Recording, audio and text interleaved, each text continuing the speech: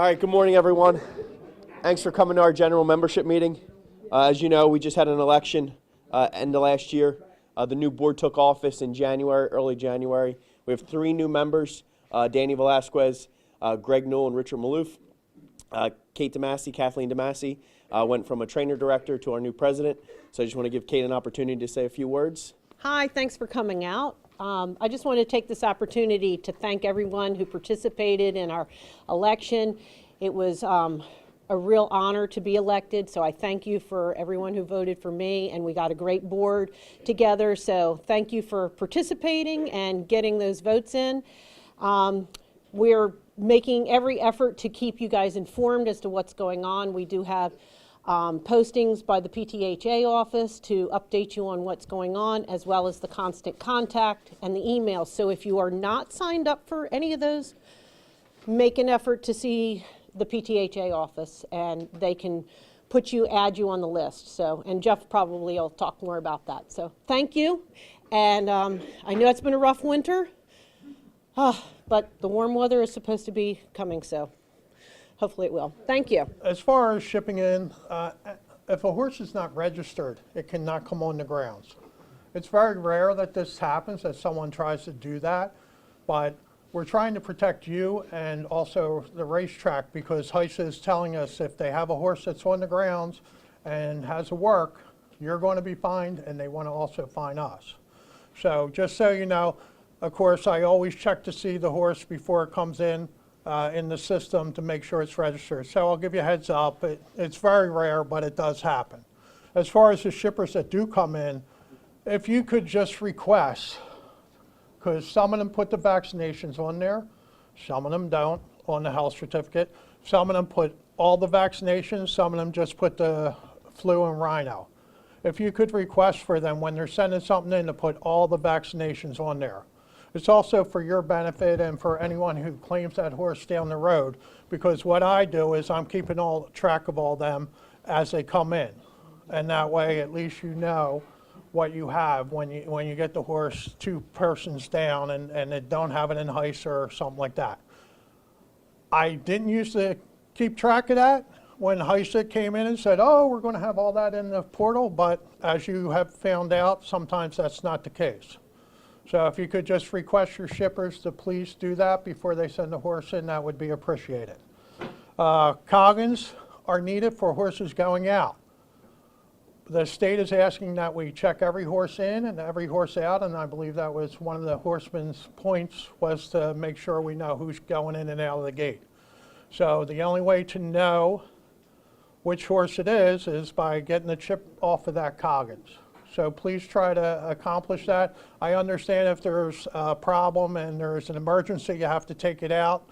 They usually call me and I will give them the chip number to make it easier on our guys. I'm actually pretty pleased with security as far as checking the horses. I really didn't think that would be something that they would that they would do easily enough, but they have, and I really appreciate that on them. Of course, all horses have to have chips. When you're claiming something, okay, and you do not have stalls, try to give me the plan when you come to me. You know, see if someone else in the barn, something like that. I mean, I can do your legwork for you, but it's a lot easier if you come to me and say, hey, I'm claiming a horse today, and Alan's going to let me a stall for a little bit. So that would be appreciated. Okay. One last thing, as far as the shed rows, there are some people that are tossing their shavings into the shed rows. Please put them where they belong, which is in the bins. I know it's not easy right now, and it's not a lot of people, but there are a couple people out there. It's really not the way it's supposed to be done. So. I know that, oh, it was just a little and I just threw it in the shed row. It's not a big deal. But it is a big deal, and it is a big deal to some of your neighbors who complain about it. Okay? That's about it. I asked Dave if he had anything, and he said to tell everyone good morning. Yes, ma'am. Just for clarity on the vaccines, what is Parx requiring? 6 months or a year? 6 months for the flu and rhino. and then a year for everything else. Okay? So that's what was, that's not required, it's suggested by HISA, so that's when we went to the 6 months. And like I said, usually the flu and rhino is on there, but the other vaccinations aren't. So I can't put that in the system, so when someone asks me about it, I'm like, you can check HISA, but I don't have that information. And health certificates are still 72 hours. 72 hours, if we run into a problem, of course, as many people know in here, I will try to help you the best I can. But you need a health certificate, including in Pennsylvania. We're just trying to protect our horses here from any problems that we run into down the road. As you guys know, our PTHA healthcare here, we take a lot of pride in it, constantly working to better it, not only for you, but make it more efficient, ease of use. I'd like to thank Jackie. Jackie works relentlessly with our broker and all of our team to continue to provide that health care to make it, again, efficient and easy for every trainer, all your families, and all of it. So Jackie has a few updates with that. Just a couple of quick housekeeping notes. One, employee registration. Super, super important for me to keep your grooms and hot walkers going to the doctors. They look like this. If you haven't signed it or filled it out, come see me and I will give you one. 2, 2025 medical bills. If anybody went to the doctors in November, December, I'm sure you're starting to get bills in.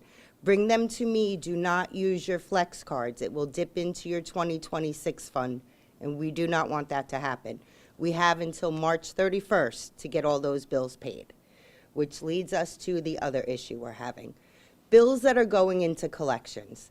It should never, ever happen if you have that flex card. As soon as you get the bill in, grab your flex card and pay it. If you have questions on your bills, bring them to me. I will be more than happy to go to battle and fight the insurance companies with it. Anything that rolls into collections will become a you issue, not an us issue. You have the tools to pay these bills as soon as they come in. No reason in the world anything should ever end up in collections. That's the point of the cards. So let's utilize them. If there's problems, come and see me and we will help facilitate payment. The other thing we have is there is a portal that helps you manage your HRA funds. I don't know if everybody has it. If they don't, it should be downloaded on everybody's phone. Come see me. This will give you the details and the passwords to log in. And that's about it. If anybody needs anything, you know where to find me. Just to let you know, we did make some big improvements with our health care for our stable employees. Vision went up $50. And the biggest thing is we took dental from $1,000 to $2,000 for our stable employees, which is huge for them. So you guys have a great day, and we're almost through this winter. Just hang tight. Many of you know the PTHA, the Board of Directors, recently implemented a $300 cancellation fee. Again, I wish the meeting was on a day we were racing today. I apologize we're not racing today. But just so you know, everyone will get the $300 unless two things happen. One, if you're a scratch. So, for example, if you're in on Tuesday and the trainer calls and calls the stewards on Monday and says, hey, I'm not running tomorrow, you will not get the $300, or if the card is moved. I know we only moved one card so far. We're going to look to do that more frequently. I know we moved Monday to Monday, but the thought process behind it was going forward, we're going to try to work with the commission on moving it to a non-race day. So, for example, if we cancel on a Monday, we're going to do everything in our power to try to move it to Thursday. It's not as easy as everyone thinks. Our board of directors had a meeting with Tom Chukas the other day. He told us everything that goes into it. A lot of the livestock workers in the test barn and throughout the Pennsylvania Racing Commission are shared, meaning they not only work here, but they work at the harness tracks or they work at Penn National. It's been less of a problem when Penn National was down. That's why we were able to add those 3 Thursdays. But going forward, we're going to look to move the card to non-race days. So if you move Monday's card to Thursday, it doesn't disrupt anything. When you move Monday to Monday, it is nice for the individuals that were canceled on, but the problem is now you then push back the book races for that Monday. So it's very difficult to just move it to a regular race day. We're going to look to add days. But everyone will get $300. Go ahead, Michael. So, like today, if you scratched earlier, you still get the $300? You do not. So you scratch for track condition, and then they cancel. You don't get the $300? If you stay in, it's I did that too, Jeff. I scratched today, Yep. and they ran 2 races and they stopped. Yep.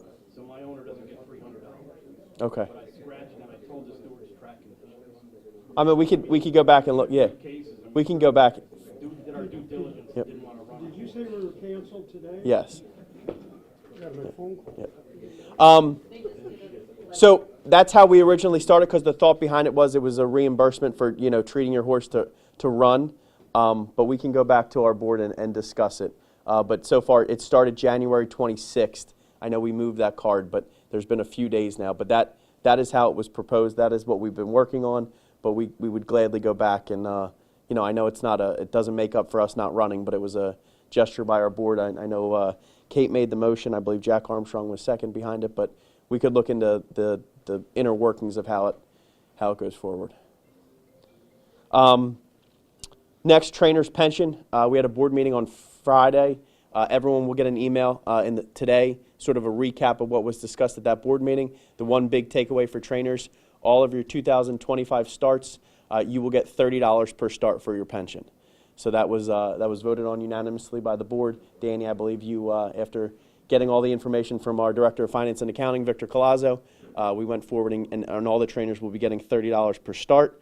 The addition of race days, like we talked about, we did have Tom Chukas present to us. We're going to continue to work on those, making up those lost days. The 2 days that we're already at it, which, again, I know it's a long way off, Christmas Eve and New Year's Eve, but we're going to look to make up those days in the very near future. The track always took the stance that if we cancel in the wintertime, any added day would be Thursday, but once the spring and warmer weather come around, the racetrack would like to run on Saturday. So my hope now is over the next 2 weeks, it looks like we're going to get above freezing every single day, mid-40s, at least for the next 2 weeks. Fingers crossed that it continues in that pattern, but I'm hoping to be able to announce to the membership once we speak with management that there's going to be Saturdays coming in the very near future.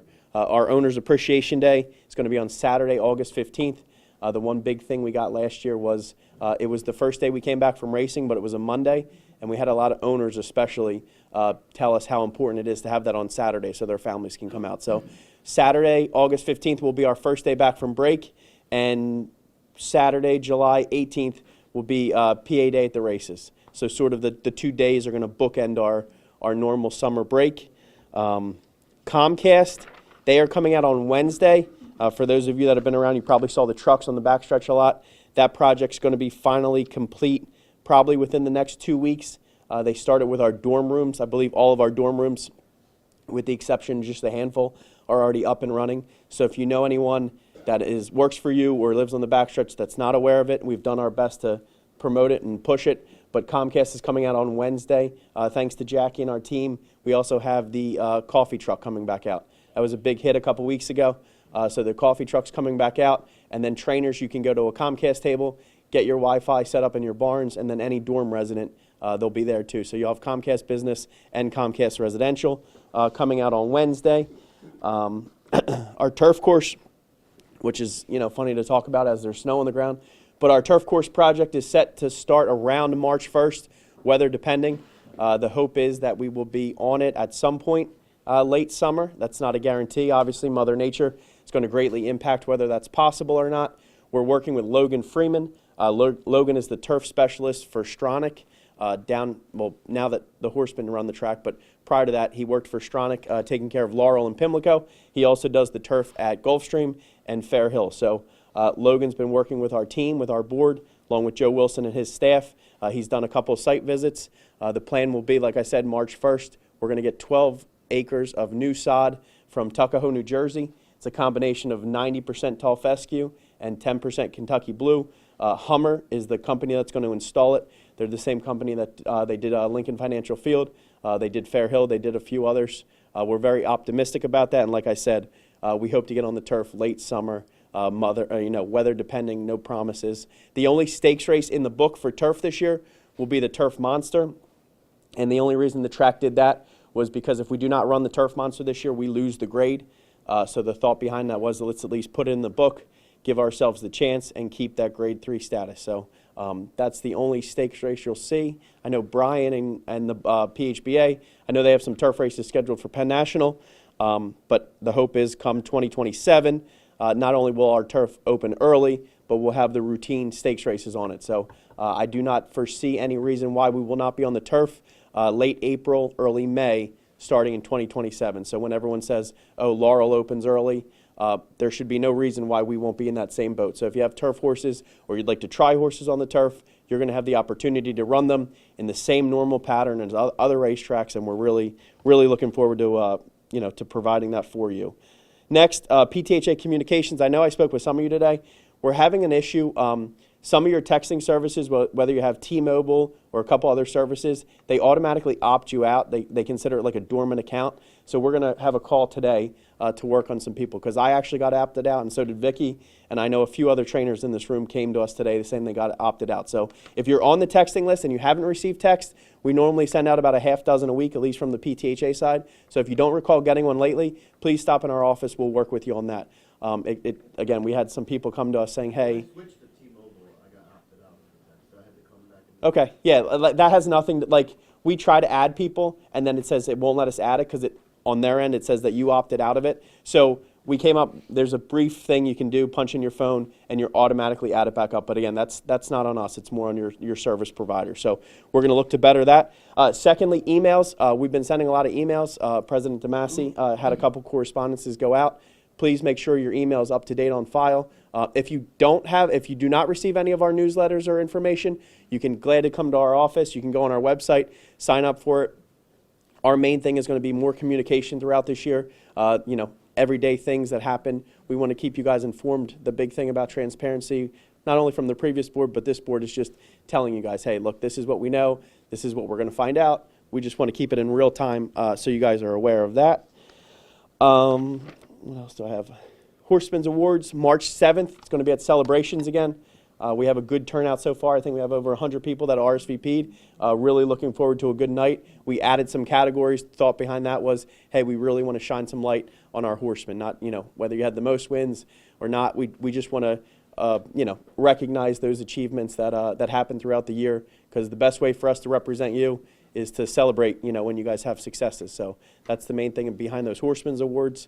And I know I started the meeting with welcoming a couple of our new board members, but I don't know if they were in the room at the time, but Danny Velasquez, Greg Newell, really looking forward to working with you guys and our board to roll up our sleeves and get to work. We have a lot ahead of us, and starting with that $300 cancellation, Kate, we'll get our board together and talk about exactly the inner workings of how that goes, Mike. So that's your concerns were heard, and Alan, so were yours.